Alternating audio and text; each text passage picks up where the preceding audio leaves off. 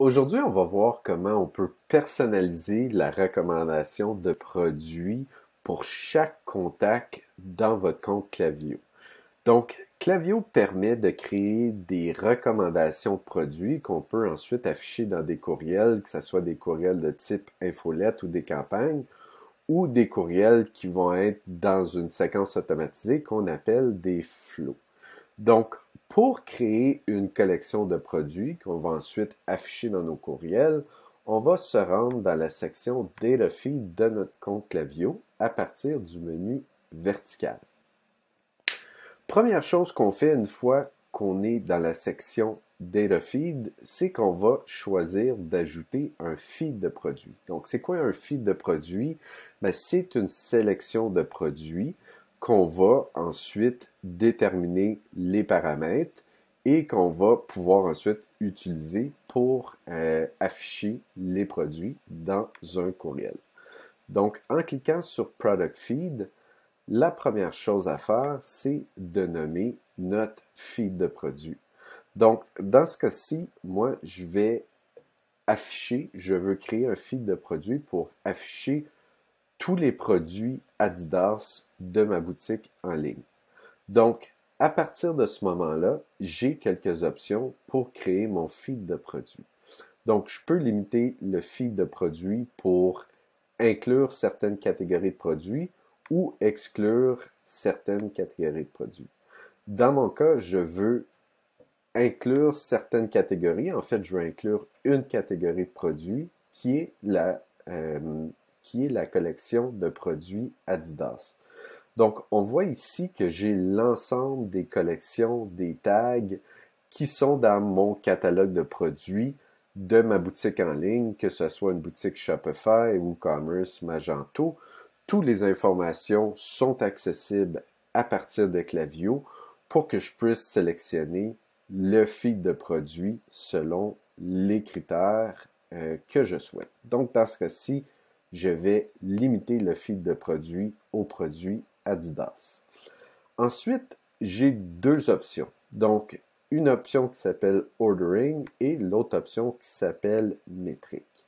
La première option, qui est celle qui s'appelle Ordering, va me permettre de déterminer l'ordre dans lequel vont s'afficher les produits si Klaviyo n'a pas assez de données ou d'informations sur le contact.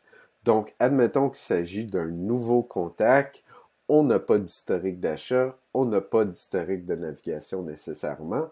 On va venir préciser ici l'ordre dans lequel on veut que les produits s'affichent. Donc, à ce niveau-là, on a trois options. Première option, c'est d'afficher les produits populaires en premier, donc les produits qui ont été le plus vendus. La deuxième option est d'afficher les produits selon un ordre aléatoire. La troisième option est d'afficher les produits tendance en premier. Qu'est-ce qu'on entend par produit tendance? Mais c'est les produits qui ont été achetés le plus souvent récemment. Donc, si un produit qui a été acheté très souvent dans les derniers 24 heures, ce produit-là va s'afficher avant tous les autres produits. Donc, je répète, si Klaviyo n'a pas de données ou assez d'informations sur un contact, il va utiliser le ordering qu'on a déterminé pour déterminer l'ordre dans lequel vont s'afficher les produits. Si Klaviyo a assez de données pour utiliser les données pour émettre une recommandation, on va venir préciser l'ordre de la recommandation de ces produits-là avec l'option métrique. À ce niveau-là, on a également trois options. La première option, c'est en fonction de l'historique d'achat. Donc, si on a un contact avec une bonne historique d'achat, c'est-à-dire plusieurs achats effectués, Klaviyo va se servir de ces données-là, les données d'achat, pour proposer des produits Adidas. Donc, par exemple, si le contact a acheté une casquette Adidas, un sac Adidas, et que plusieurs contacts ont également acheté un sac Adidas, une casquette Adidas et des souliers Adidas, à ce moment-là, Klaviyo va avoir tendance à proposer les souliers Adidas au contact qui n'a pas encore acheté de souliers. Donc, option intéressante au niveau de l'historique d'achat. Si on veut mettre de l'avant des produits qui n'ont pas encore d'historique d'achat, ou si on veut afficher des recommandations de produits pour des contacts qui n'ont pas nécessairement une grande historique d'achat, mais qui ont une historique de navigation ou de produits consultés, on va utiliser à ce moment-là le métrique de Viewed Product. Donc, le métrique de Viewed Product va faire en sorte que, au lieu de prioriser les produits en fonction de l'historique d'achat, on va venir personnaliser la recommandation en fonction de produits qui ont été consultés, des produits qui ont été visités. Bien entendu, il faut avoir activé le suivi de visite, le website tracking, pour que cette fonctionnalité fonctionne comme prévu. La troisième option, c'est de faire une combinaison entre le premier et le deuxième métrique, c'est-à-dire entre l'historique d'achat et l'historique de navigation. Donc, ça peut être très intéressant de procéder comme ça si on veut à la fois faire des recommandations de produits existants, mais également des produits où il n'y a pas nécessairement une historique d'achat qui est très garni. Donc, dans ce cas-ci, je vais créer mon feed de produits Adidas en fonction des produits populaires en premier, si Klaviyo n'a pas assez de données sur le contact.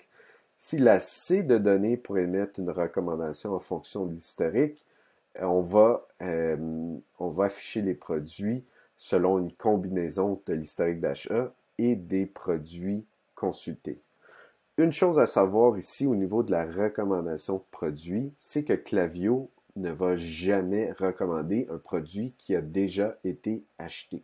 Donc, on n'a pas besoin de s'inquiéter à savoir est-ce que si un client a déjà acheté un produit Adidas, est-ce qu'on va lui reproposer à nouveau? La réponse est non. Donc, ça, c'est quelque chose à garder en tête.